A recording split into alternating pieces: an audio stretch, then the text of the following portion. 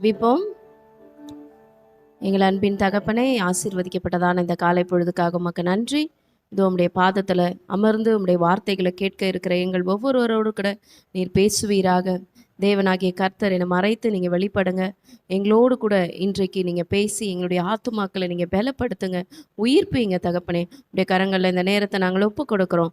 இயேசுவின் ரத்தம் செய்யும் இயேசுவின் நாமத்தில் பிதாவே, ஆமேன் ஆமேன். நாம் இதை செய்து அமரலாம். கர்த்தர் உங்களை ஆசீர்வதிப்பாராக. இன்றைக்கும் நாம் 2 அதிகாரங்களை யோபு புஸ்தகத்திலிருந்து நாம் தியானிக்க இருக்கிறோம். யோபு 29 மற்றும் 30வது அதிகாரத்தை நாம் தியானிக்க இருக்கிறோம். இந்த 2 அதிகாரத்தை நாம் வாசிக்கும் பொழுது ரெண்டுமே ஒன்றுக்கு ஒன்றை நம்ம கம்பேர் பண்ணி பார்க்கும்போது அப்படியே ஆப்போசிட்டாக அப்படியே முரணாக இருக்கிறது. ஏனென்றால் 29வது அதிகாரம் சொல்லுகிறது நம்ம யோபுனுடைய அவருடைய செழிப்பு எப்படியாக இருந்தது, அவருடைய ஆசீர்வாதம் எப்படியாக இருந்தது, அவருக்கு சமுதாயத்தில் எப்படி மரியாதை இருந்தது, இந்த மாதிரியான காரியங்கள் 29வது அதிகாரத்தில் அவர் எவ்வளோ செழிப்பாக செல்வாக்காக அவர் இந்த சமுதாயத்தில் வாழ்ந்திருந்தார். இதையெல்லாம் 29வது அதிகாரத்தில் நாம் பார்க்கிறோம். அதுவே நம்ம 30வது அதிகாரத்தில் போகும்பொழுது அப்படியே அதற்கு எதிர்மறையாக அவருடைய சூழ்நிலையானது அப்படியே மாறுகிறது. ஆனால் இந்த சூழ்நிலையிலையும் யோபு பக்தர் நம்ம பார்க்கும் பொழுது கர்த்தருக்குள்ள திடமாக அவர் நின்றார். கர்த்தரிடத்திலிருந்து அப்பேற்பட்ட ஞானம் அவருக்கு வந்தது, கர்த்தரிடத்திலிருந்து அப்பேற்பட்ட வல்லமை அவருக்கு வந்தது. அதனால தான் அவர் இந்த சூழ்நிலையை அவர் எதிர்கொண்டார். இப்பொழுதும் நாம் இந்த 29வது அதிகாரத்தை நாம் முதல்ல தியானிக்க போகிறோம். அவருடைய சூழ்நிலை எப்படியாக மாறி இருக்கிறது என்று நம்ம பார்க்கும் பொழுது 30வது அதிகாரத்தில் கடைசியில் சொல்லியிருக்கிறபடி, என் சுரமண்டலம் புலம்பலாகவும் என் கிண்ணறம் அழுகிறவர்களின் ஓலமாகவும் மாறின என்று சொல்லியிருக்கிறபடி, சுரமண்டலம் ஹார்ப் அப்படிங்கிற ஒரு மியூசிக்கல் இன்ஸ்ட்ருமெண்ட்டை நம்ம பார்த்துருப்போம். நம்முடைய வேதாகமத்தில் நிறைய இடங்களில் இந்த சுரமண்டலத்தை குறித்து நாம் படிச்சிருக்கிறோம். இப்போ அந்த சுரமண்டலம்ங்கிறது ஒரு லீஷராக ஒரு அமைதியான ஒரு சூழ்நிலையில் அல்லது கர்த்தருடைய நாமத்தை உயர்த்துகிற ஒரு மியூசிக்கல் இன்ஸ்ட்ருமெண்ட்டாக தான் இந்த சுரமண்டலமானது இருக்கிறது. ஆனால் இந்த சுரமண்டலம் பார்க்கும்பொழுது யோபினுடைய வாழ்க்கையில் புலம்பலாக மாறிடுச்சு. அடுத்தது கிண்ணறம் என்று பார்க்கும்பொழுது ஃப்ளூட். அப்போ ஃப்ளூட்டுங்கிற அந்த மியூசிக்கல் இன்ஸ்ட்ருமெண்ட் என்னவாக மாறி இருக்கிறதுனா அழுகிறவர்களின் ஓலமாக. ஏன்னா ஃப்ளூட் நம்ம கேட்கும் பொழுது நமக்கு ஒரு சந்தோஷமான ஒரு ஃபீலிங் தான் இருக்கும். அந்த ஃப்ளூட் சத்தம் நமக்கு அப்பேற்பட்ட ஒரு இமோஷன்ஸை தான் நமக்கு கொடுக்கும், ஒரு சந்தோஷமாக, ஒரு மனதுக்கு அமைதியான காரியங்கள். ஆனால் இந்த இடத்துல யோபனுடைய வாழ்க்கையில் பார்க்கும்பொழுது அந்த கிண்ணறம், அந்த ஃப்ளூட் அப்படிங்கிற மியூசிக்கல் இன்ஸ்ட்ருமெண்ட் ஒரு ஓலமாக மாறி இருக்கிறது. அப்படியே அவருடைய வாழ்க்கையே புரட்டி போட்டு இருக்கிறது என்று இந்த அதிகாரத்தில் சொல்லப்பட்டிருக்கிறது. இந்த 29வது அதிகாரத்தில் பார்க்கும்பொழுது நிறைய இடங்களில் நான் நான் நான் என்று வருகிறது. ஐ அவர் எப்பேற்பட்ட ரீதியாக செல்வ செழிப்பில் வாழ்ந்திருக்கிறாருங்கிறது தான் 29வது அதிகாரத்தில் சொல்லப்பட்டு இருக்கிறது. இந்த 29வது அதிகாரத்தில் 1ஆம் வசனத்தில் இருந்து 17ஆம் வசனம் வரைக்கும் நம்ம பார்க்கும் பொழுது எப்படி ஆண்டவருடைய பிரசன்னம் யோபு கூட இருந்தது, எப்படி ஆண்டவரோடு கூட அவருக்கு உறவு இருந்தது, எப்படியாக தேவன் ஒவ்வொரு காரியங்களிலும் அவர் ஆசீர்வதித்து இருந்தார் அப்படிங்கிற காரியங்களை தான் இந்த 17ஆம் வசனம் வரைக்கும் நம்ம பார்க்குறோம். அதை நாம் ஒன்றன் பின் ஒன்றாக நாம் தியானிக்க இருக்கிறோம். இப்போ யோபுனுடைய டிஸ்கோஸ், யோபு தன்னுடைய வாயை திறந்து அவர் பேசுகிற இந்த பிரசங்க வாக்கியமாக இந்த அதிகாரமானது காணப்படுகிறது. அதில் அவர் சொல்கிறாரு, 2ஆம் வசனம் சொல்லுகிறது, சென்று போன மாதங்களில் தேவன் என்னை காப்பாற்றி வந்த நாட்களில் எனக்கு உண்டாயிருந்த சீர் இப்பொழுது இருந்தால் நலமாயிருக்கும். அப்படி அவருக்கு என்ன சீர் உண்டாயிருந்தது என்று நம்ம பார்க்கும் பொழுது 1ஆம் அதிகாரத்தை நாம் எடுத்துக்கொள்ள போகிறோம். 1ஆம் அதிகாரம் 1ஆம் வசனத்தில் இருந்து 3ஆம் வசனம் வரைக்கும் அவருக்கு கொடுத்திருந்த, தேவனால் கொடுக்கப்பட்டிருந்த ப்ராப்பர்ட்டியை குறித்து நம்ம பார்க்குறோம். ஊத்ஸ் தேசத்தில் யோபு என்னும் பேர் கொண்ட ஒரு மனுஷன் இருந்தான். அந்த மனுஷன் உத்தமனும் சன்மார்க்கனும் தேவனுக்கு பயந்து பொல்லாப்புக்கு விலகுகிறவனுமா இருந்தான். அவனுக்கு 7 குமாரரும் 3 குமாரத்திகளும் பிறந்தார்கள்.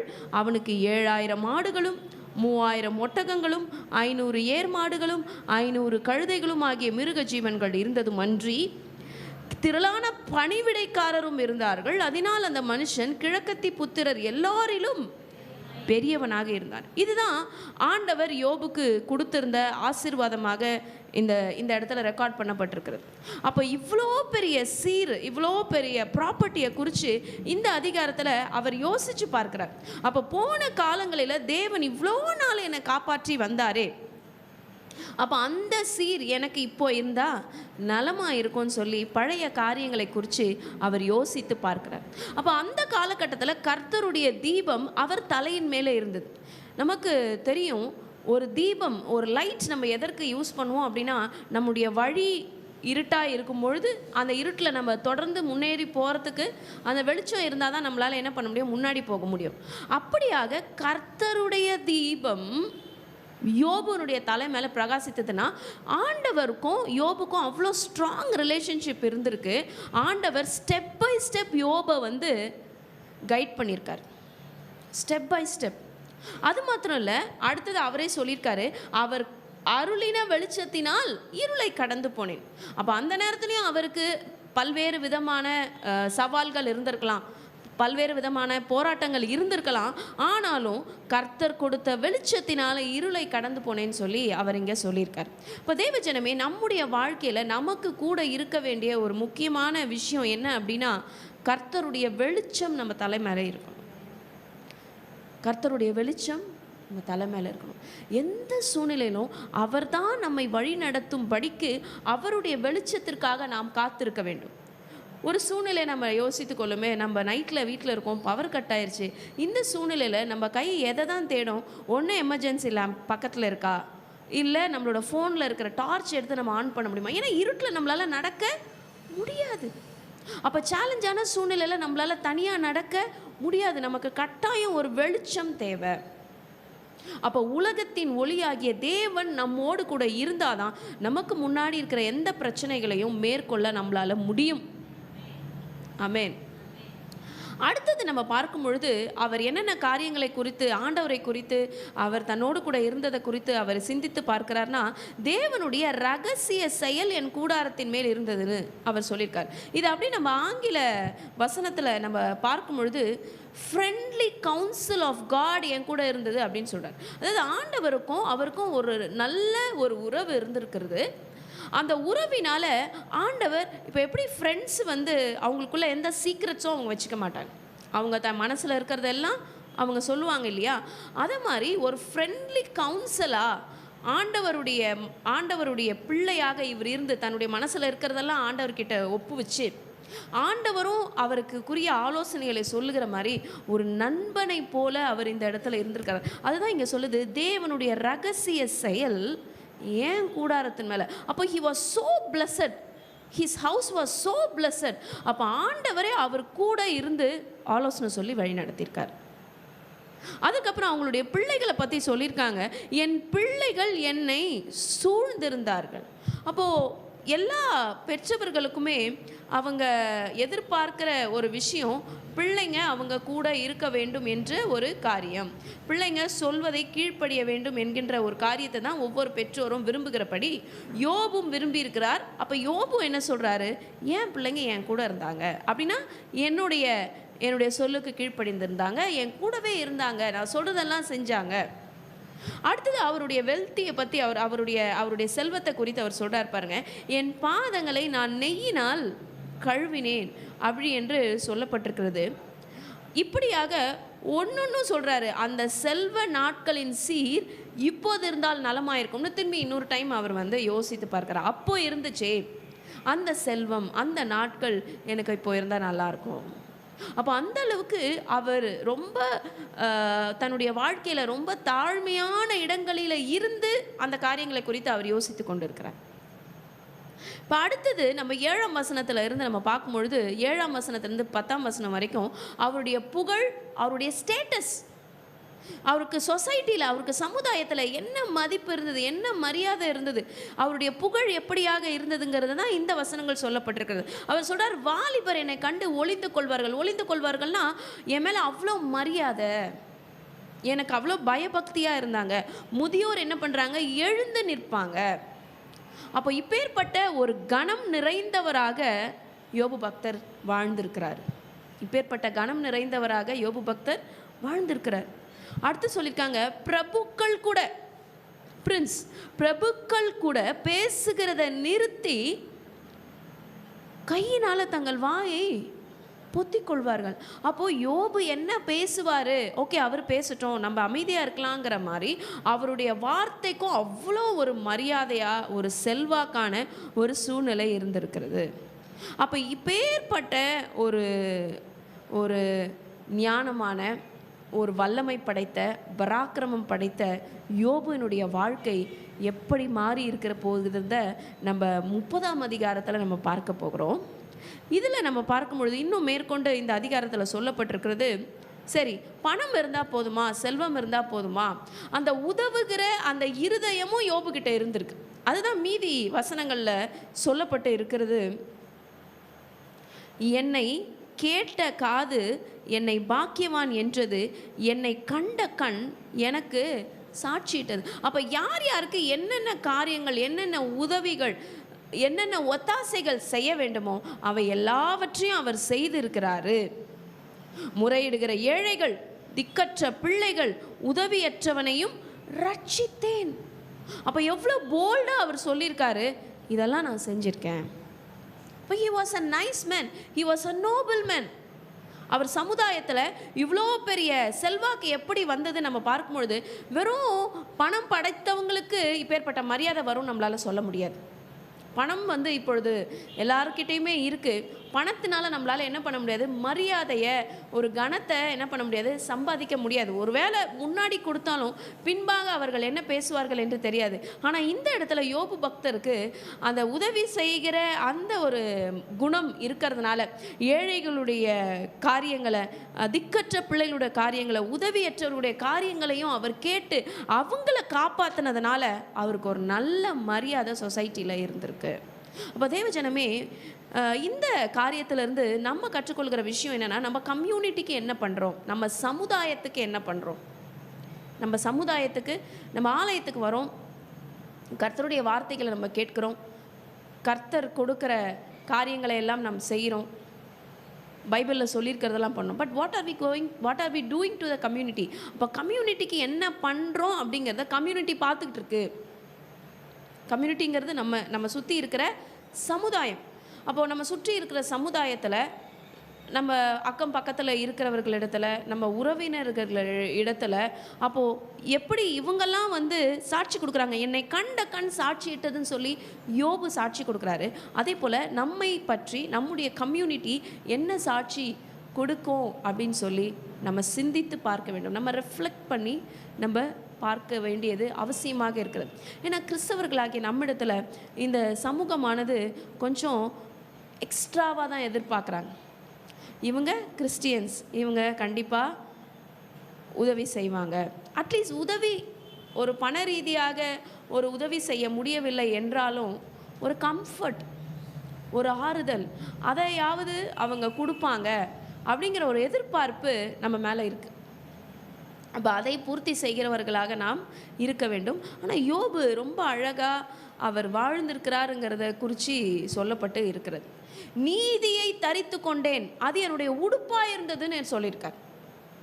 நீதியே அவருடைய உடுப்பாக போட்டிருப்பார் என்றால் எப்படி ஆண்டவர் சொல்லியிருக்கார், உத்தமன், அவன் சன்மார்க்கன், தேவனுக்கு பயந்து பொல்லாப்புக்கு விலகுகிறவனாக இருந்தான் என்று ஆண்டவர் சாட்சி கொடுத்துருக்கிறாரு.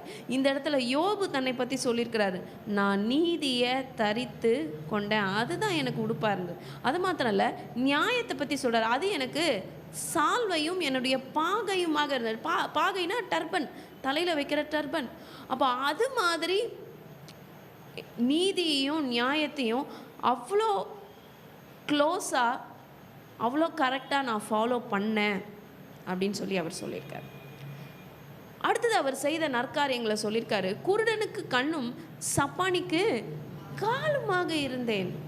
இது எல்லாமே அவருடைய குட் டீட்ஸ், அவருடைய நற்காரியங்களை குறித்து அவர் சொல்லியிருக்கிறார். நான் இந்த மாதிரியெல்லாம் நான் செஞ்சேன், எளியவர்களுக்கு தகப்பனாக இருந்தேன், அறியாத வழக்கை ஆராய்ந்து பார்த்தேன்.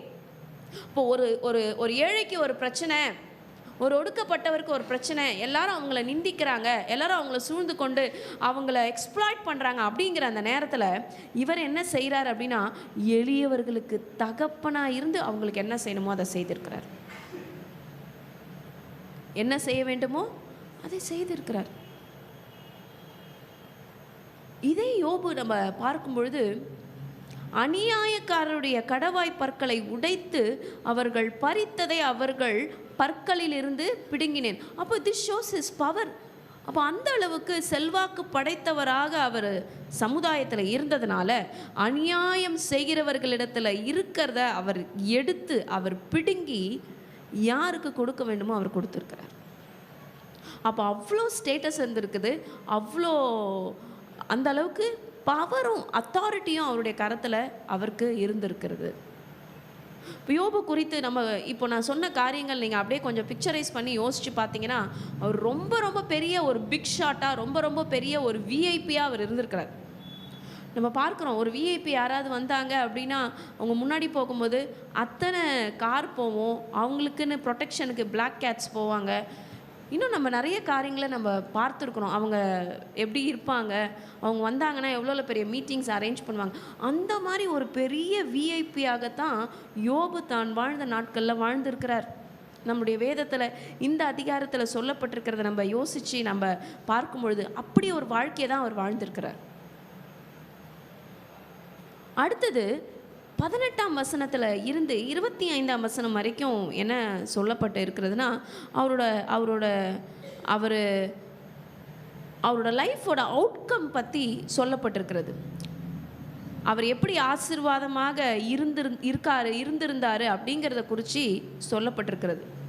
அவர் சொல்லியிருக்காரு, என் கூட்டிலே நான் ஜீவித்து போவேன், என் நாட்களை மணலத்தனையாய் பெருக பண்ணுவேன். அப்போ லாங்குவிட்டி, அவர் நீண்ட நாள் நான் வாழ்வேன், என்னை கர்த்தர் ஆசீர்வாதமாக வைப்பார், நான் அந்த மாதிரி இருந்தேன் அப்படிங்கிறத இப்போ அவர் மறுபடியுமா அவர் எல்லாத்தையும் ரீகலெக்ட் பண்ணி அவர் சொல்கிறார். அவருடைய வார்த்தையை, அவருடைய ஸ்பீச்சை பார்க்கும் பொழுது எனக்கு செவி கொடுத்து அவங்க காத்திருந்தாங்க, ஏன் ஆலோசனை கேட்டு அவங்க மௌனமாக இருந்தாங்க. அப்போ எதிரில் இருக்கிறவங்க யோபு மேலே எவ்வளோ மரியாதை வச்சுருந்தா, யோபு பேசட்டும்னு சொல்லிட்டு அவங்க காத்து கொண்டு இருந்திருக்கிறாங்க. என் பேச்சுக்கு பேசாமல் இருந்தார்கள், என் வசனம் அவர்கள் மேல் துளி துளியாய் விழுந்தது. அப்போது துளி துளியாய் விழுந்தது அப்படிங்கிற இந்த வசனத்தை குறித்து நம்ம யோசித்து பார்க்கும் பொழுது, ஒரு வயல்வெளி நம்ம எடுத்துக்கொள்வோமே, அந்த வயல்வெளியானது இப்போ தான் அவங்க நாற்று நட்டுருக்குறாங்க. அப்போ நாற்று நட்டு இருக்கும் பொழுது அடுத்தது என்ன பண்ணுவாங்கன்னா நீர் பாய்ச்சுவாங்க. அப்போ அந்த நீர் பாய்ச்சும் போது கூட அதுக்குன்னு குறிப்பிட்ட ஒரு அளவில் தான் என்ன பண்ணுவாங்க, அந்த வயல்வெளிகளுக்கு அவங்க நீர் பாய்ச்சுவாங்க. சில வயல்வெளிகள் வானம் பார்த்த பூமின்னு சொல்லுவாங்க. அந்த வானத்திலேருந்து வர மழைக்காக அதை என்ன பண்ணும், வெயிட் பண்ணும்.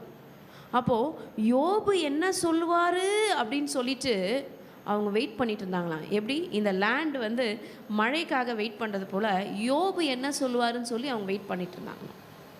அப்போ அவ்வளவு செல்வாக்கு மிகுந்தவராக யோபு வாழ்ந்து இருக்கிறார். தேவனுடைய கரமும் அவரோடு கூட இருந்தது, தேவனுடைய வெளிச்சமும் அவரோடு கூட இருந்தது. அவர் அவ்வளவு அருமையான ஒரு வாழ்க்கையை வாழ்ந்திருக்கிறார். வெறும் செல்வாக்கு மாத்திரம் இல்லாமல் அவர் மீதி பேர் மேலே கருணையாகவும் இருந்ததாக இந்த அதிகாரம் நமக்கு சொல்லப்பட்டு இருக்கிறது. அவருடைய கரங்களால் பல பேருக்கு அவர் உதவி செய்திருக்கிறார். மழைக்கு காத்திருக்கிறது போல எனக்கு காத்திருந்து அப்படின்னு சொல்லியிருக்கார் பாருங்களேன். மழை எப்போ வரும்னு சொல்லி வெயிட் பண்ணுற மாதிரி எனக்காக அவங்கெல்லாம் என்ன பண்ணாங்க, வெயிட் பண்ணாங்க. பின்மாரிக்கு ஆசை உள்ளவர்கள் போல தங்கள் வாயை ஆவென்று திறந்திருந்தார்கள். அதுக்கப்புறமாக அவர் சொன்ன இன்னொரு விஷயம் என்னை ரொம்ப ஆச்சரியத்துக்குள்ளே தள்ளுச்சு. என்ன அப்படின்னா, 25வது வசனம் சொல்லுகிறது, எனக்கு சித்தமாகும் பொழுது அவர்கள் வழியே போக எனக்கு சித்தமாகும் போது நான் தலைவனாய் உட்கார்ந்து இராணுவத்துக்குள் ராஜாவை போலும். அப்போ ஆர்மிக்கு அவர் இன்ஸ்ட்ரக்ஷன்ஸ் கொடுத்துருக்காரு. அப்போ எவ்வளோ செல்வாக்கு மிகுந்த ஒரு ஆளாக யோபு இருந்திருப்பார் பாருங்க. அப்போ கவர்மெண்ட்டுக்கு இப்போ இராணுவம் அப்படிங்கிறது ஒரு ஒரு அரசாங்கத்தினுடைய கண்ட்ரோலில் இருக்கிற ஒரு விஷயம். ஆனால் அந்த இராணுவத்துக்கு உள்ளே போய் ராஜாவை போல அவர் போயிருக்காரு அப்படின்னா, அந்த அளவுக்கு அவர் மிக மிக மிக நம்ம யோசித்து பார்க்குற அளவுக்கு மேலே அவர் பெரிய செல்வாக்கு மிகுந்தவராக இருந்திருக்கிறார். ஆனால் இவ்வளவு செல்வ சீமானாக பேர் புகழோடு வாழ்ந்த யோபுனுடைய நிலைமை எப்படியாக மாறி போகிறது என்று நம்ம பார்க்கும்பொழுது 30வது அதிகாரத்துக்குள்ளே நம்ம போக போகிறோம். 30வது அதிகாரத்தில் சொன்னபடி என் சுரமண்டலம் புலம்பலாக மாறிச்சு, என் கிண்ணறம் அழுகிறவர்களின் ஓலமாக மாறிடுச்சு. Very pathetic condition. நம்மளால் நினைத்து கூட பார்க்க முடியாத அளவுக்கு, கிரகித்து கூட பார்க்க முடியாத அளவுக்கு, இதை நம்ம யோசித்து பார்க்கும் பொழுதே நம்ம டிஸ்டர்ப் ஆகிறோம்.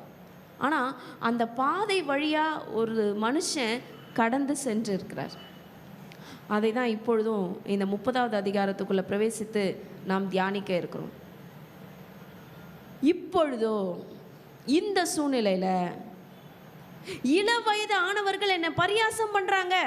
ஏன்? அவருடைய பலன் குன்றிருச்சு, அவருடைய செல்வாக்கு எல்லாம் போயிருச்சு, உடம்பு முழுவதும் கொடிய பருக்களால் நிறைந்திருக்கிறது, அவர் ஓட்டை எடுத்து சொர்ந்துக்கிட்டு இருக்காரு, அவருக்கென்று வீடு இல்லை, எல்லாரும் அவரை தூஷிக்கிறாங்க. இந்த சூழ்நிலையில் இளவயது ஆனவர்களும் என்ன பண்ணுறாங்க? பரியாசம் பண்ணுறாங்க. இவர்களுடைய பிதாக்களை நான் என் மந்தையை காக்கும் நாய்களோட வைக்கவும் கூட வெட்கப்பட்டிருப்பேன். அதாவது அவ்வளோ புவரான ஸ்டேட்டஸில் இருக்கிறவங்க கூட என்ன பண்ணுறாங்க? பரியாசம் பண்ணுறாங்க. அவர் என்ன சொல்கிறாருன்னா, இப்போ பரியாசம் பண்ணுறாங்களே, எளிமையாக இருக்கிறவங்க என்ன பரியாசம் பண்ணுறாங்களே, இந்த இள வயது இருக்கிறவங்க என்ன பரியாசம் பண்ணுறாங்களே, இவங்களுடைய அப்பாங்களை ஏன் மந்தையை காக்கிறதுக்கு ஒரு நாயாக கூட நான் என்ன பண்ணலை, வெக்கப்பட்டிருப்பேன். அப்போ அவ்வளோ லோ பீப்புள், அவ்வளோ லோ மைண்ட் செட் உள்ள பீப்புள், சொசைட்டியில் அவ்வளோ கீழே இருக்கிற மக்கள் கூட என்ன பண்ணிட்டாங்க? பரியாசம் பண்ணிட்டாங்க. அப்போ அவருடைய மனநிலைமை, அவரோட சைக்காலஜி எப்படி இருந்திருக்கும் நம்ம கொஞ்சம் யோசித்து பார்ப்போமே.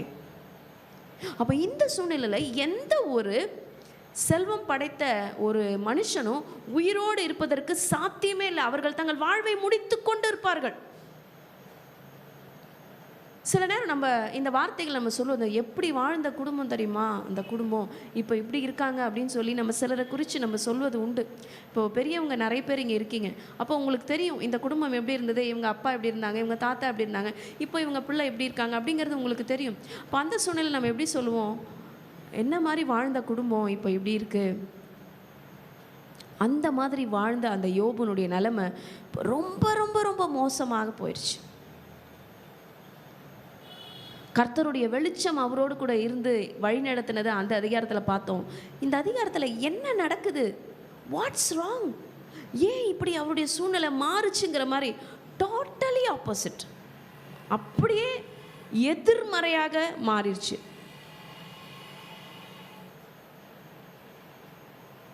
அவங்க எந்த சூழ்நிலையில் இருக்காங்கன்னு சொல்லி அவர் சொல்லியிருக்காரு, விருத்தாப்பியத்தினாலே பலனற்று போன அவர்கள் கைகளினால எனக்கு என்ன உதவி இருந்தது.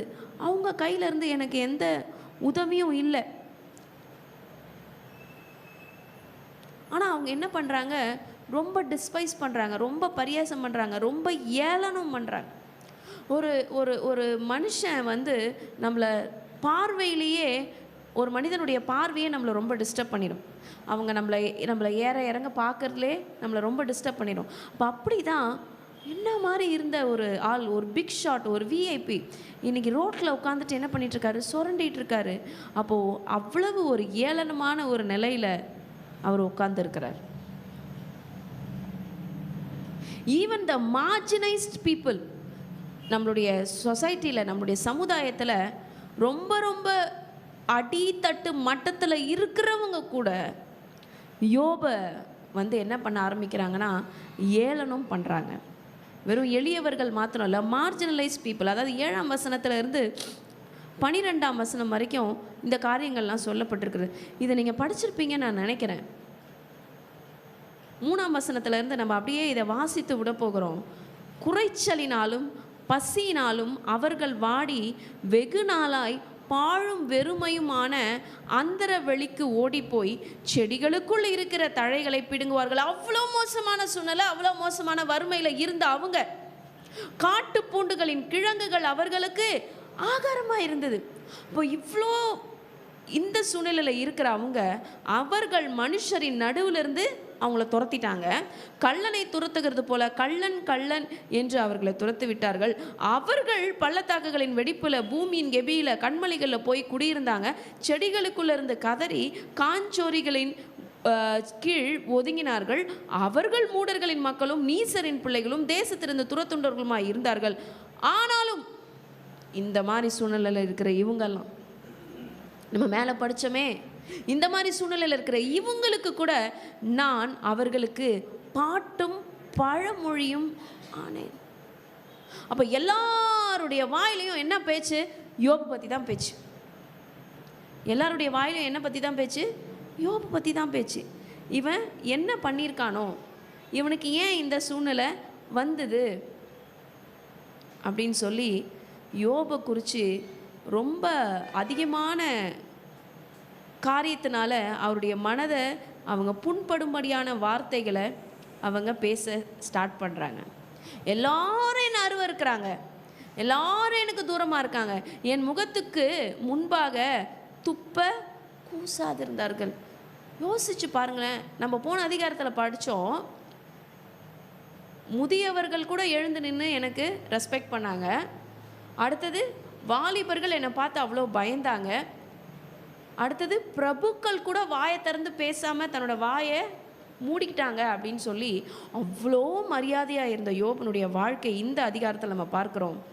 எல்லாரும் என்னை அருவறுத்துட்டாங்க, எனக்கு தூரமாயிட்டாங்க, என் முகத்துக்கு முன்பாக துப்ப கூசாதிருந்தார்கள்.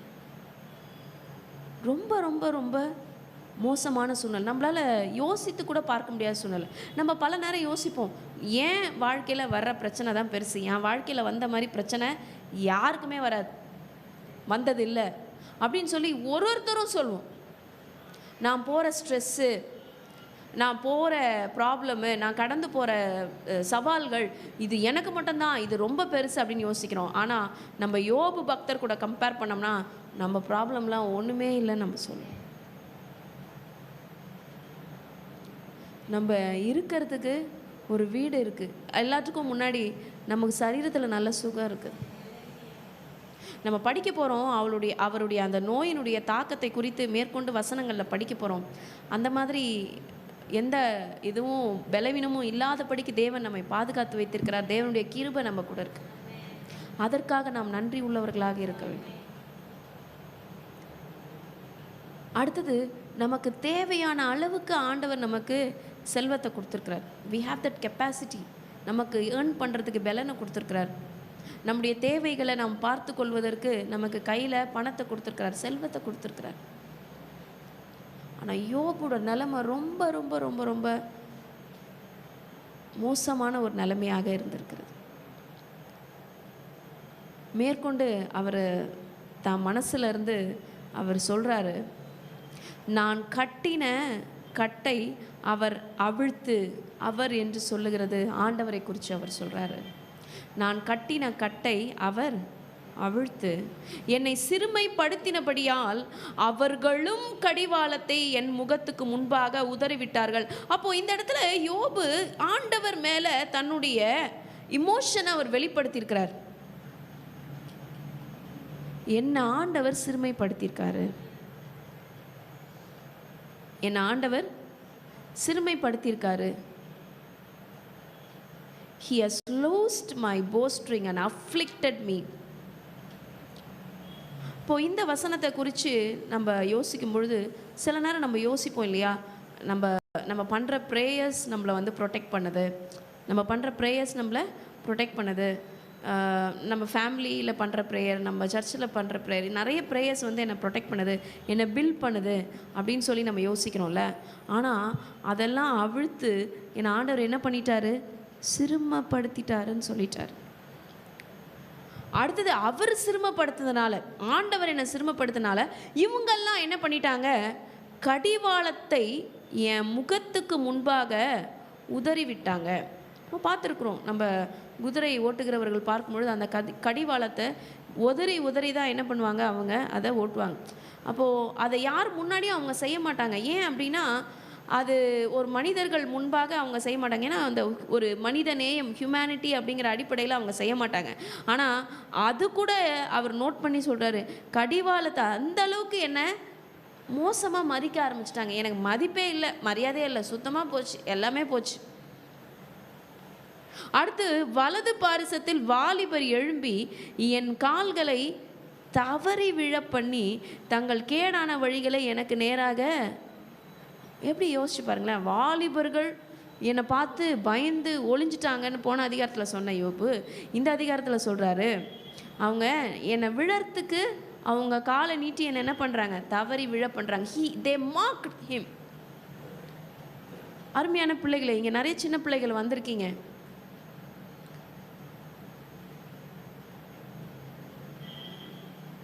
நம்ம செய்கிற ஒரு செயலுக்கும் ஆண்டவர்கிட்டேருந்து பலன் வரும். இதோ சீக்கிரமாய் வருகிறேன், அவனுடைய கிரியைக்கு தக்கதான பலன் என்னோடு கூட வருகிறது. இப்போ நம்ம யாரையும் இந்த மாதிரியான காரியங்கள் நம்ம செய்யக்கூடாது. ஏன்னா நம்ம சுற்றி இருக்கிற சமுதாயம், நம்ம பார்க்குற மீடியா பல நேரத்தில் நம்மளை ஒரு தவறான பாதையில் நம்மளை நடத்துது.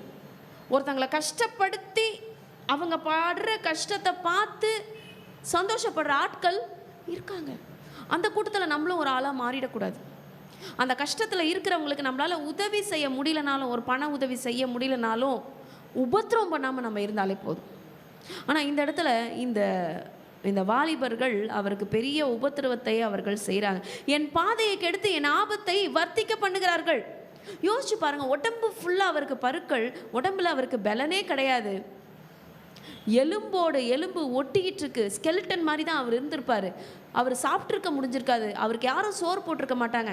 இப்பேற்பட்ட பலவீனமான ஒரு மனுஷன் ஒரு ரோட்டில் நடந்து போகும்போது யாராவது அவரை ஸ்கிட் பண்ணாங்கன்னா, அவர் தவறி விழறதுக்கு ஒரு தடை உண்டு பண்ணாங்கன்னா, அவர் கீழே விழுந்தார்னா அவருக்கு உடம்புல எவ்வளோ வலி வலிச்சிருக்கும்.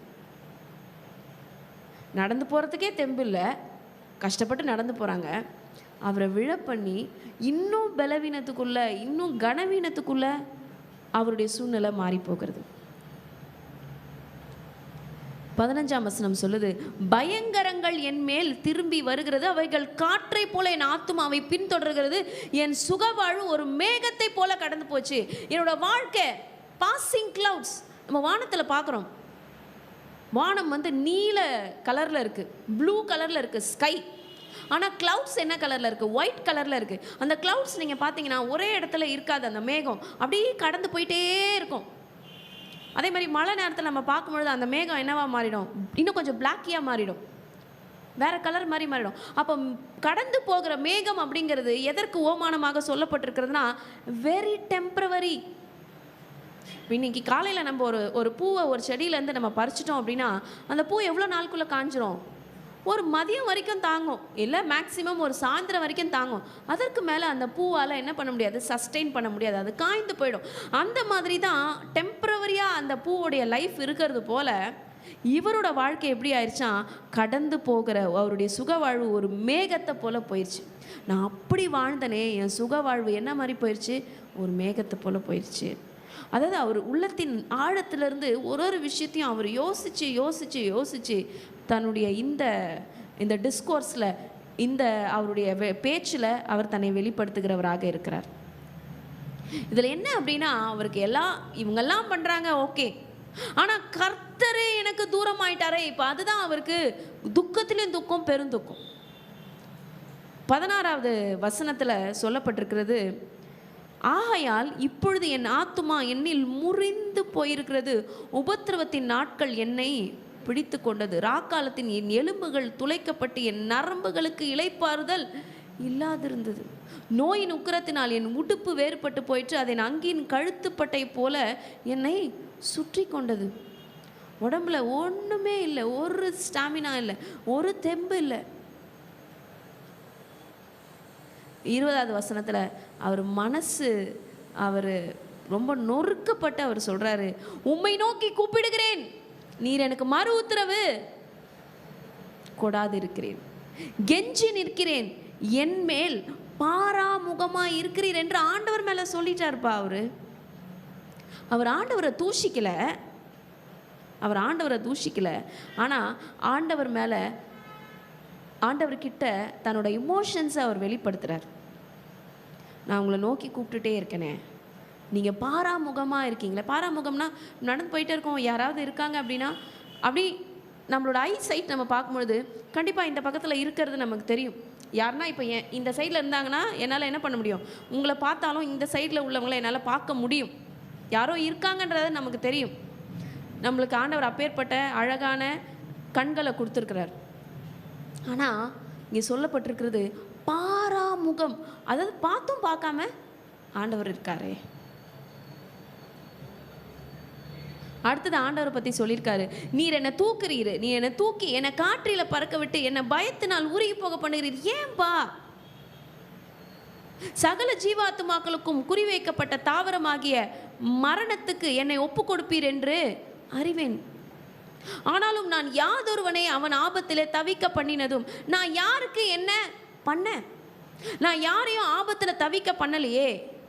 அவர் ஏற்கனவே நம்ம சொன்னபடி அந்த 29வது அதிகாரத்தில் சொன்னார் இல்லையா, நான் இவங்களுக்கெல்லாம் என்னது குருடனுக்கு கண்ணும் சப்பானிக்கு காலுமாக இருந்தனே, எளியவர்களுக்கு தகப்பனாக இருந்தனே, அவங்களுடைய வழக்கை நான் விசாரித்தனே. ஆனால் இந்த இடத்துல யாதொருவனை அவன் ஆபத்தில் நான் தவிக்க பண்ணியிருக்கேன் பண்ணலையே.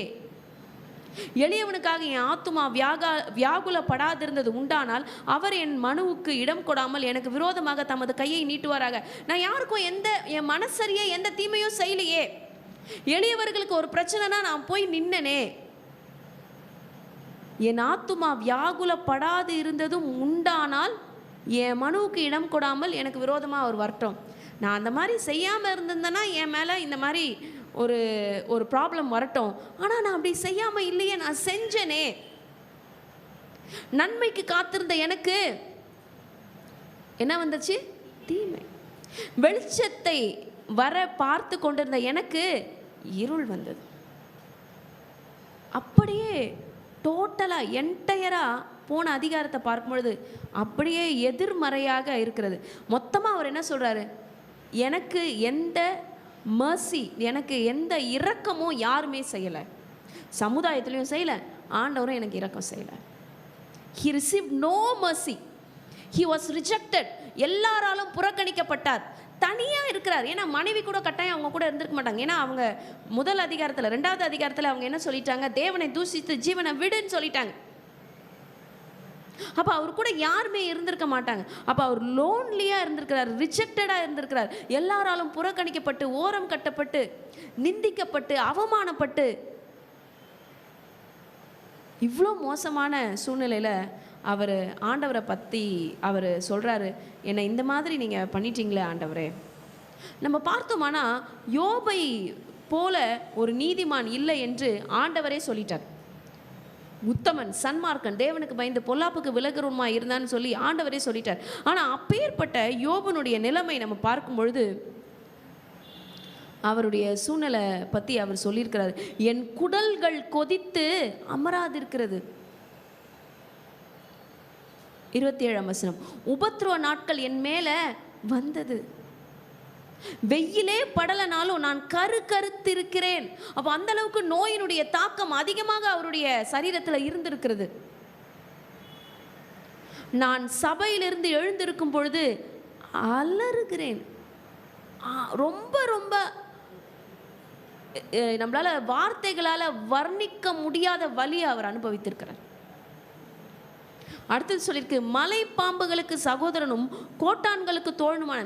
மலைப்பாம்பு எங்கே இருக்கும்? ஜன சஞ்சரி உள்ள இடத்துல இருக்காது, யாருமே இல்லாத இடத்துல தான் விஷ ஜந்துக்கள் இருக்கும். அப்படின்னா என்ன அர்த்தம்? அவர் ஊருக்குள்ளே இல்லை. அவர் எங்கே இல்லை? அவர் ஊருக்குள்ளே இல்லை. எல்லாராலும் கைவிடப்பட்டு வைல்டு அனிமல்ஸ் கூட, அதாவது காட்டு மிருகங்களுக்கு கூட அவர் சஞ்சரிக்கிற மாதிரி அவருடைய சூழ்நிலை, எல்லாராலும் புறக்கணிக்கப்பட்டு அவர் ஓரம் கட்டி விடப்பட்ட சூழ்நிலையில் தான் அவர் இருந்திருக்கிறார்.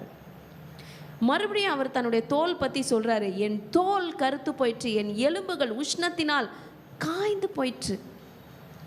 அப்போ வெளிப்பிரகாரமான அந்த பருக்களினால பிரச்சனை மாத்திரம் கிடையாது, அவருடைய சரீரத்தில் இருக்கிற ஒரு ஒரு உள் உறுப்புகளிலும் அவருக்கு ப்ராப்ளம். இப்போ ஒரு ஸ்கின் இஷ்யூஸ் மட்டும் கிடையாது. இப்போ நம்ம யோசிச்சிருந்தோம் உடம்பு ஃபுல்லாக அவருக்கு என்ன வந்துருச்சு, பரு வந்துருச்சு, கட்டி வந்துருச்சு. இல்லை, வெறும் ஸ்கின் இஷ்யூஸ் மட்டும் கிடையாது. அவர் இங்கே சொல்லியிருக்காரு, எலும்புகள் உஷ்ணத்தினால காய்ந்து போயிட்டு என் குடல்கள் கூட என்ன ஆயிடுச்சு, கொதித்து அமராது இருக்கிறது. அப்போ யோபனுடைய சரீரத்தில் இருக்கிற ஒரு ஒரு உறுப்பும் கஷ்டப்பட்டிருக்கு. யோபனுடைய சரீரத்தில் இருக்கிற ஒரு ஒரு உள் உறுப்பும் சிரமப்பட்டு இருக்கிறது. இப்போ இந்த நேரத்தில் தான் நம்ம எல்லாருமே அட்மையர் பண்ணக்கூடிய, நம்ம எல்லாருமே பிரமித்து பார்க்கக்கூடிய ஒரு நபராக யோபு நிற்கிறார். இப்பேற்பட்ட செல்வ சீமானாக வாழ்ந்த யோபு இந்த சூழ்நிலையில் அவர் தாக்கு பிடிச்சிருக்கிறார் பாருங்க. அவருடைய என்டியூரன்ஸ், அவர் இவ்வளோ நாள் தாக்கு பிடிச்சார் பாருங்க, அது யாராலுமே செய்து காட்ட முடியாது. ஒரு சாதாரணமான மனிதனை நம்ம எடுத்துக்கொள்வோமே, ரொம்ப பணக்காரங்க, அவங்க எல்லாத்தையும் இழந்துட்டாங்க அப்படின்னா கடைசியாக என்ன செய்யறாங்க, வாழ்க்கையை முடிச்சுக்கிறாங்க. அந்த முடிவை தான் அவங்க எடுக்கிறாங்க. பேங்க்ரப்சி, இன்சால்வன்சி, அவங்களுடைய சொத்துக்கள் எல்லாம் போயிடுச்சு, ஜப்தி ஆயிடுச்சு. லாஸ்ட்டாக அவங்க என்ன முடிவு தான் எடுக்கிறாங்க, இந்த முடிவு தான் எடுக்கிறாங்க. ஆனால் யோபு பாருங்கள், நம்ம ரொம்ப அட்மையர் பண்ணணும். யோபை பார்த்து நான் ரொம்ப பிரமிக்கிறேன். அவரை கம்ஃபர்ட் பண்ணுறதுக்கு யாருமே கிடையாது. ஏன்னா இந்த இடத்த நம்ம பார்க்குறோம், ஆண்டவரே நான் உங்களை நோக்கி கூப்பிட்றேன், நீங்கள் கூட என்னுடைய குரலை கேட்கலையே, நீங்கள் கூட என்னை பார்க்கலையே. அப்போது ஆண்டவர் கூட இந்த சூழ்நிலையில் யோபுவை கம்ஃபர்ட் பண்ண முடியல, யோபுவை ஆறுதல் படுத்த முடியல. அப்போ இந்த சூழ்நிலையில் யோபு ஸ்திரமாக விசுவாசத்தில் நின்னார். அவருடைய ஃபெய்த், விசுவாசிகளின் தகப்பன் என்று நாம் ஆபிரகாமை சொல்லுகிறோம். ஆபிரகாம் வாழ்ந்த அதே காலகட்டத்தில் தான் யோபு வாழ்ந்திருக்கிறார். ஒருவேளை இந்த யோபு புஸ்தகம் நம்மளுடைய பழைய ஏற்பாட்டில் பல புஸ்தகங்களுக்கு அப்பாற்பட்டு இந்த புஸ்தகம் பிளேஸாக இருந்தாலும் யோபு வாழ்ந்த காலமும் ஆபிரகாம் வாழ்ந்த காலமும் ஒன்று என்று தான் ஆராய்ச்சியாளர்கள் சொல்கிறார்கள்.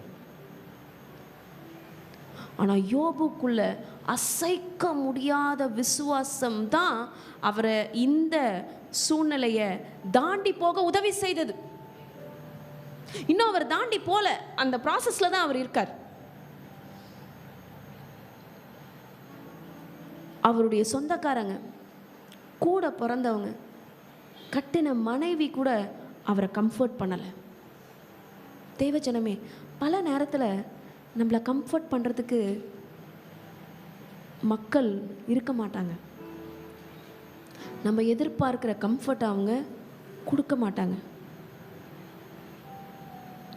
நம்மளுடைய வாழ்க்கையில் நம்ம வாழ்ந்து என்ன பண்ண போகிறோம், என்ன இருக்குது இனிமேல் எனக்கு வாழ்க்கையில் அப்படின்னு யோசிக்கிற மாதிரி ஒரு சூழ்நிலையில் கூட நம்ம வாழ்ந்து கொண்டு இருக்கலாம். ஆனால் இந்த சூழ்நிலையிலும் விசுவாசத்தை காத்துக்கொள்ளுங்கள், விசுவாசத்தை காத்துக்கொள்ளுங்கள். அந்த விசுவாசத்தை காத்து கொள்ளும்படிக்கு நமக்கு முன்னாடி ஒரு அருமையான உதாரணமாக யோபு பக்தர் நிற்கிறார். ஆண்டவராக இயேசு கிறிஸ்து சொல்லியிருக்காரு, கடுகளவுக்கு விசுவாசம் இருந்தால் போதும் சொல்லியிருக்காரு. மஸ்டர்ட் சீட் அளவுக்கு, கடுகளவுக்கு விசுவாசம் இருந்தால் போதுமா? தேவச்சனமே, இன்றைக்கு நம்முடைய விசுவாசம் எப்படி இருக்கிறது? இன்றைக்கு நம்முடைய விசுவாசம் எப்படி இருக்கிறது? இப்போ யோபுக்கு வந்த பிரச்சனை நம்ம இங்க பார்க்கிறோம், அது ஒரு ஸ்பிரிச்சுவல் வார்ஃபேர். ஆண்டவருடைய பரலோகத்துல பிசாசு வந்து நிக்கிறான், நான் யோபை சோதிக்க போறேன், எனக்கு பர்மிஷன் கொடுங்க, அவன் வந்து நிக்கிறான். அப்போ ஒரு ஆவிக்குரிய யுத்தம் யோபுக்கு எதிராக நடந்து கொண்டு இருக்கிறது. அப்போ இந்த ஸ்பிரிச்சுவல் வார்ஃபேர் போல உங்களுடைய வாழ்க்கையிலும் பல ஆவிக்குரிய யுத்தங்கள் நடந்து கொண்டு இருக்கலாம், வரலாம். ஆனால் இந்த சூழ்நிலையில் நாம் கையில் எடுக்க வேண்டிய ஆயுதமாக விசுவாசம் என்னும் கேடகம் இருக்க வேண்டும். நம்ம வாரம் நம்முடைய சபையில் தேவனுடைய சர்வாயுத வர்க்கத்தை நாம் போட்டுக்கொள்ளுகிறோமே. ஏன்? ரட்சணம் என்னும் தலை சீரா, நீதி என்னும் மார்க்கவசம், சத்தியம் என்னும் கச்சை, சமாதானத்தின் சுவிசேஷத்துக்கு ஆயத்தம் என்னும் பாதரட்சை, ஆவியின் பட்டயமாகிய வேத வசனம், விசுவாசம் என்னும் கேடகம். ஒரு ஸ்பிரிச்சுவல் வார்ஃபேர் கூட நம்ம போராடும் பொழுது நாம் இந்த சர்வாயுத வர்க்கத்தை தரித்து கொண்டவர்களாகத்தான் நம்ம போராட முடியுமே தவிர, நமக்கு உள்ள இருக்கிற பலன்ல, நமக்கு இருக்கிற செல்வாக்குல எந்த போரையும், எந்த ஆவிக்குரிய யுத்தத்தையும் நம்மளால ஃபேஸ் பண்ண முடியாது. நம்முடைய வாழ்க்கை ஒரே மாதிரியாக இருக்காது. பல ஏற்ற தாழ்வுகள் இருக்கலாம். ஆனா இந்த ஏற்ற தாழ்வுகள் மத்தியில் நாம் ஆண்டவரை எப்படி ஃபாலோ பண்றோம், that matters. We need to follow God very closely. ஆண்டவரே நீங்க தான் என் தேவன். இந்த வார்த்தையை அடிக்கடி சொல்லுங்க. நம்ம இப்ப சொல்லலாமா, ஆண்டவரே நீரே என் தேவன். இந்த வார்த்தை உங்களுடைய உயர்வுகளில் மாத்திரமல்ல, தாழ்வுகளிலும் நீங்கள் சொல்ல வேண்டும். நீங்க தான் என் தேவன். அடுத்தது நீங்க சொல்ல வேண்டியது, பரிசுத்த ஆவியானவரே என்னை நீங்க வழி நடத்துங்க. எனக்கு நீங்க பலன் தாங்க, எனக்கு நீங்க ஞானம் தாங்க, எனக்கு நீங்க கைடன்ஸ் தாங்க. இந்த சோதனையை ஜெயிக்க எனக்கு பலன் தாங்க. ஏன்னா Holy Spirit is the wonderful counselor. அவர் நம்ம மீது கண் வைத்து நமக்கு ஆலோசனை சொல்லுகிறவராக இருக்கிறார். அவருடைய கைடன்ஸ்ல தான் நம்ம நடக்கணும். ஆண்டவராகிய இயேசு கிறிஸ்து பரமேறும் பொழுது சொன்னார், உங்க கூட இருக்கிறதுக்கு தேற்றரவாளனாகிய பரிசுத்த ஆவியானவர் இருக்கிறார். 23:10 யோபுல சொல்லப்பட்டிருக்கிறது, அவர் என்னை சோதித்த பின் பொன்னாக விளங்குவேன். இதுதான் நீங்க அடிக்கடி சொல்லணும். என்னை சோதிச்ச பிறகு நான் பொன்னாக விளங்குவேன். இந்த சோதனையை நான் ஜெயிப்பேன். உடல்ல இருக்கிற பலவீனத்தையும் நான் ஜெயிப்பேன். சரீரத்தில் இருக்கிற எல்லா பலவீனத்தையும் நான் ஜெயிப்பேன். எனக்கு முன்னாடி இருக்கிற எல்லா ஃபினான்ஷியல் கிரைசிஸை நான் ஜெயிப்பேன். எனக்கு முன்னாடி இருக்கிற எந்த சவால்களையும் நான் ஜெயிப்பேன். பொன்னாக விளங்குவேன். ஏன்னா ஆண்டவருடைய வழிகள் நம்ம வழிகள் அல்ல. என் நினைவுகள் உன் நினைவுகள் அல்ல. ஏன்னா ஆண்டவருக்கே ஒரு சேலஞ்ச் வைக்கிறானே பிசாசு, நீயா நானா பார்த்துடலாம் ஆண்டவரே, நான் இவனை தொடுறேன், இவன் பாரு இவன் ஏன் ஆளு தான், இவன் உன்னை தூஷிச்சுட்டு என்னதான் பின்பற்ற போறான்னு சொல்லி ஆண்டவருக்கே சேலஞ்ச் வைக்கிறானே. அப்போ ஆண்டவர் எவ்வளவு நம்பிக்கை யோபு மேலே வச்சா, ஆண்டவர் சொல்றார் நீ முடிஞ்சா போ பண்ணிக்கோ. அப்போ ஆண்டவருக்கும் யோபு மேலே அசைக்க முடியாத நம்பிக்கை இருந்திருக்கு. அதனால தான் நீ முடிஞ்சா பாரு, என் பிள்ளை எனக்காக நிற்பான், நீ போய் செக் பண்ணுறதுனா பண்ணிக்கோ. ஸோ நம்மளுக்கு வர ப்ராப்ளம்ஸ் அதை மாதிரி நம்மளுடைய ஃபெய்த்துக்கு ஒரு டெஸ்ட்டாக கூட இருக்கலாமே. யோபு வாழ்க்கையில் நடந்தது போல நிச்சயமாக நம்ம வாழ்க்கையில் நடக்கலை. திராணிக்கு மிஞ்சி தேவனாகி கர்த்தர் நம்ம சோதிக்க மாட்டார்.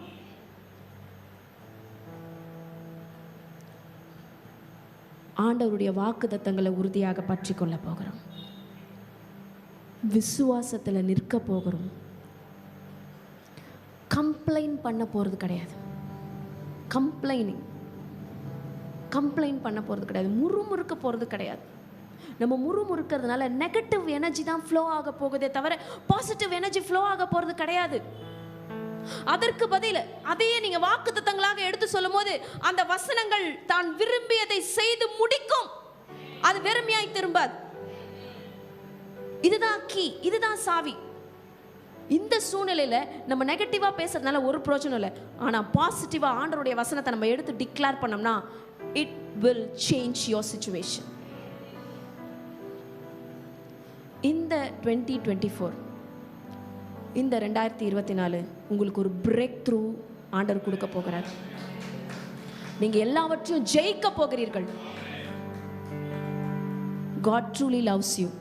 ஆண்டவர் உங்க ஒருவரையும் நேசிக்கிறார். நம்ம ஒருவரை நேசிக்கிறார். நமக்காக அவர் தன்னுடைய கடைசி சொட்டு ரத்தத்தை வரைக்கும் சிந்தி நம்மை மீட்டு எடுத்திருக்கிறார். நம்ம அப்படியே எழுந்து ஆண்டவரை ஆராதிக்க போகிறோம். நம்முடைய விசுவாசத்தை அதிகரிக்கும்படிக்கு ஆண்டவரிடத்துல நம்ம கேட்க போகிறோம். நம்மை வழி நடத்தும்படிக்கு ஆண்டவரிடத்துல நம்ம கேட்க போகிறோம். ஒரு எதிர்பார்ப்போடு நாம் காத்திருக்க போகிறோம். மழைக்காக எப்படி ஒரு வயலானது காத்து கொண்டு இருக்கிறதோ, ஒரு நிலமானது காத்து கொண்டு இருக்கிறதோ, அப்படியாக தேவன் நம்மை தொட வேண்டும் என்று நாம் காத்திருக்க போகிறோம். Yes, God is going to intervene each one of you now. இப்போ இந்த நேரத்தில் ஆண்டவர் நம்ம ஒவ்வொருவரையும் தொட போகிறார்.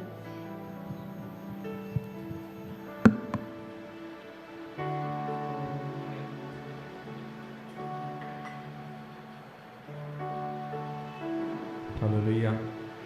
நம்ம வாழ்க்கையில் என்ன துன்பங்கள் வந்தாலும் ஆமென், நம்ம இப்போ உயிரோடு இருக்கிறார். ஆமென். யோபு எவ்வளோ ஆசீர்வாதமாக அந்த யோபு எவ்வளோ கஷ்டப்பட்டாலும் அவனுக்கு ஒரு நம்பிக்கை உண்டு. ஆமென். இந்த பொண்ணை போல புடமிட்டால் ஆமென், நான் சுத்தப்பட்டாங்க. ஏனென்றால் நம்ம இப்போ உயிரோடு இருக்கிறார். ஆமென். ஹல்லேலூயா. நம்ம வாழ்க்கையில் எத்தனை துன்பங்கள் நெருக்கங்கள் இருந்தால் நம்மளுக்கு ஒரு நிச்சயம், நம்மளுக்கு நம்பிக்கை, ஒரே ஒரு நம்பிக்கை. ஆமென், நம்முடைய மீட்பர் உயிரோடு இருக்கிறார். ஆமென். இந்த பாடலை பாடி, ஆண்டவரே நீர் தான் தகப்பனே, எங்கள் வாழ்க்கையில் எத்தனை துன்பங்கள் நெருக்கங்கள் வந்தாலும் காக்கிற வல்ல மீட்பர் நீங்கள் என் கூட இருக்கீங்கன்னு சொல்லிட்டு ஆண்டவர் நாமத்தை மையப்படுத்தலாமா?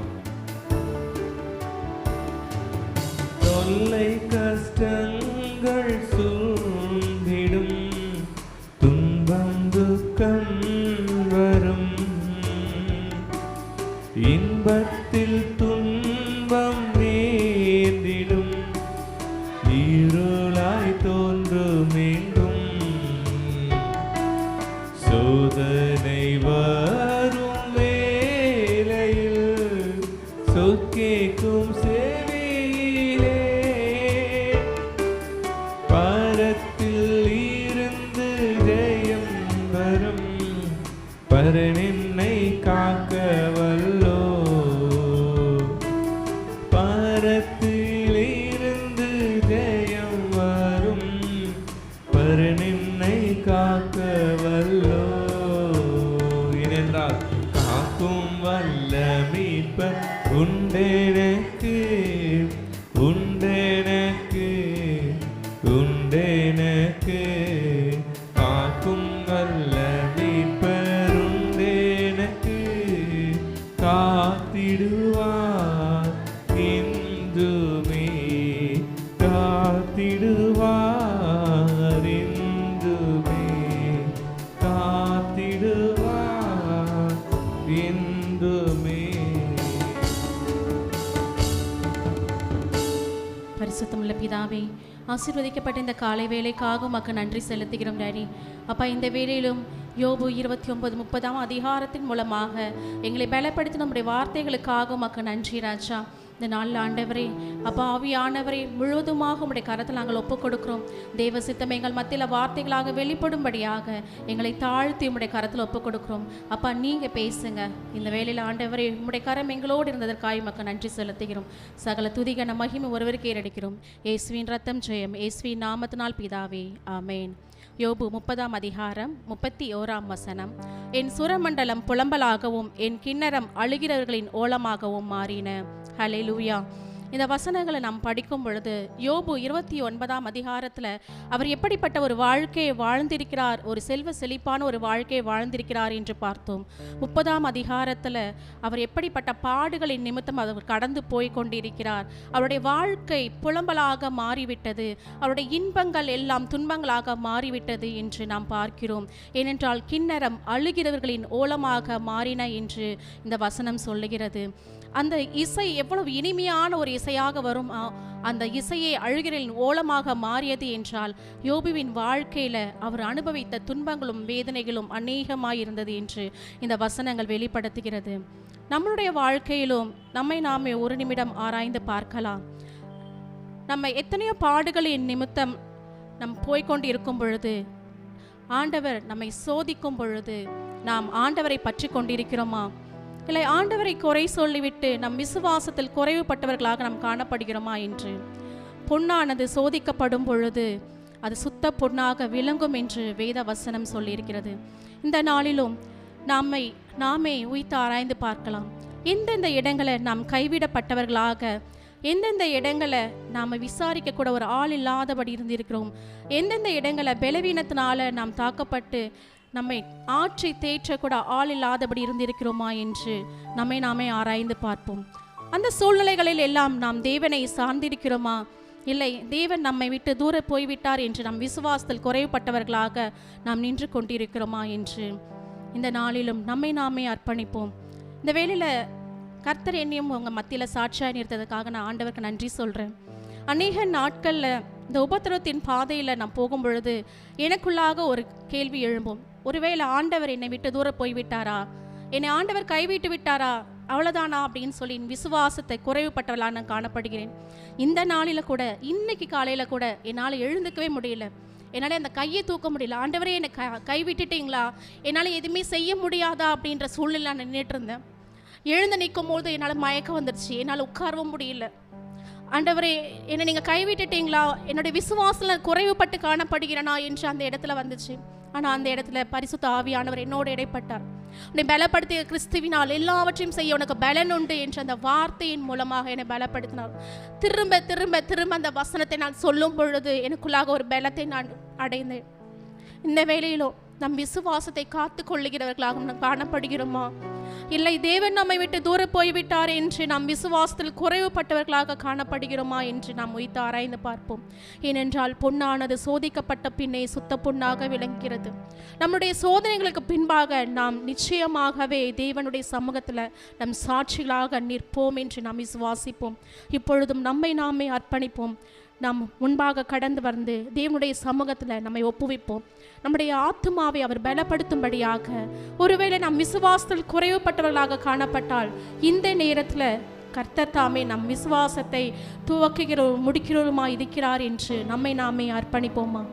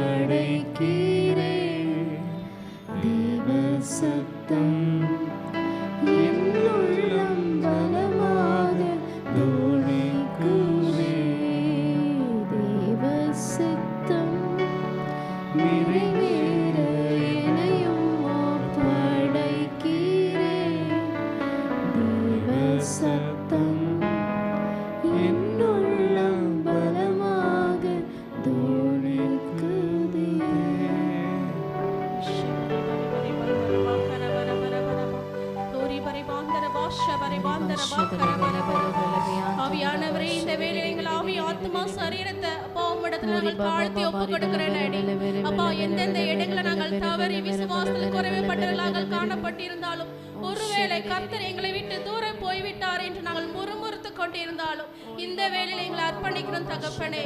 அப்பா, எங்கள் விசுவாசத்தை துவக்குகிறவரும் முடிக்கிறவரும் நீர் ஆண்டவரே. அப்பா, இந்த வேளையில நாங்கள் விசுவாசத்தில் குறைவுபட்டவர்களாய் காணப்பட்டால் நீர் எங்களை பலப்படுத்துகிற கிறிஸ்துவாய் இருப்பதற்காக ஸ்தோத்திரிக்கிறோம் தகப்பனே. அப்பா, இந்த வேளையில எங்களை அர்ப்பணிக்கிறோம். எங்கள் ஆவி ஆத்மா சரீரத்தை அப்பா உம்முடைய கரத்தில் நாங்கள் ஒப்புவிக்கிறோம் டாடி. அப்பா, சோதிக்கப்பட்ட பின் நாங்கள் சுத்த பொன்னாக விளங்குவோம் என்று நாங்கள் விசுவாசிக்கிறோம் டாடி. ஓ ஷபரி பாந்தரபா கரபரபா ஓரி வரபாந்தரபா ஷரபாந்தரபா கரபரபா. ஆவியானவரே, உம்முடைய மகிமையான வல்லமையினால எங்களை எடுத்து நீர் பயன்படுத்துவீராக டாடி. அப்பா, இந்த வேளையில ஒரு விசையாக எங்களை மன்னிக்கும்படியாக அப்பா நாங்கள் விசுவாசத்தில் குறைவுபட்டு இந்த நாட்களை மன்னிக்கும்படியாக நாங்கள் ஜெபிக்கிறோம். அப்பா, இந்த வேளையில உம்முடைய அபிஷேகம் எங்கள் மத்தியில கடந்து வரட்டும் தகப்பனே. அப்பா, உம்முடைய வல்லமையினால நாங்கள் விசுவாசத்துல பெருகிறவர்களாக காணப்பட ஆண்டவரே, உம்முடைய வார்த்தைகளின் நிமித்தம் ஆண்டவரே நாங்கள் விசுவாசத்துல பெருகிறவர்களாக காணப்பட இந்த வேளை எங்களை ஒப்புவிக்கிறோம் டாடி. அப்பா, இதோ உம்முடைய சமூகத்துல நாங்கள் சுத்த பொன்னாக விளங்குவோம் என்று நாங்கள் விசுவாசிக்கிறோம். எங்களை தாழ்த்துகிறோம், உம்மை மாத்திரமே உயர்த்துகிறோம் டாடி. சகல துதிகன மகிமை ஒருவருக்கே ஏறெடுக்கிறோம். மீட்பரும் இரட்சகருமான இயேசு கிறிஸ்துவின் நாமத்தினால் பிதாவே, ஆமென். ஆமென். இப்பொழுது நம்ம ஒரு தீர்க்க தரிசன செயலை செய்யலாம். ஆண்டவருக்கு நேராக ஒரு உறுதிமொழியை மாத்திரம் நம்ம எடுக்கலாம். நம்முடைய இன்பத்தில் மாத்திரமல்ல, நம்முடைய துன்பத்திலும் தேவனை மாத்திரமே சார்ந்திருப்போம் என்று, அவரை மாத்திரமே விசுவாசிப்போம் என்று நாம் அறிக்கையிடுவோம். பரிசுத்தமுள்ள பிதாவே, இந்த வேளையில நாங்கள உம்முடைய கரத்துல ஒப்பு கொடுக்கிறோம். நாங்கள் ஒருவேளை விசுவாசம் குறைப்பட்டவர்களாய் காணப்பட்டால் விசுவாசம் இந்த வேளையில அர்ப்பணிக்கிறோம் தகப்பனே. எங்கள் இன்பத்தில் மாத்திரமல்ல, எங்களுடைய துன்பத்திலும் உம்மை மாத்திரமே சார்ந்திருப்போம். எங்கள் விசுவாசத்துல நாங்கள் குறைவுபட்டவர்களாய் காணப்பட மாட்டோம். விசுவாசத்தில் குறைப்பட்டவர்கள் உம்முடைய வார்த்தைகளினால எங்கள் விசுவாசத்தை நாங்கள் பெருக்கிக் கொள்ளுவோம். நாங்கள் சோதிக்கப்பட்ட பின் சுத்த பொன்னாக விளங்குவோம் என்று விசுவாசிக்கிறோம். ஹல்லேலூயா, ஹல்லேலூயா, ஹல்லேலூயா.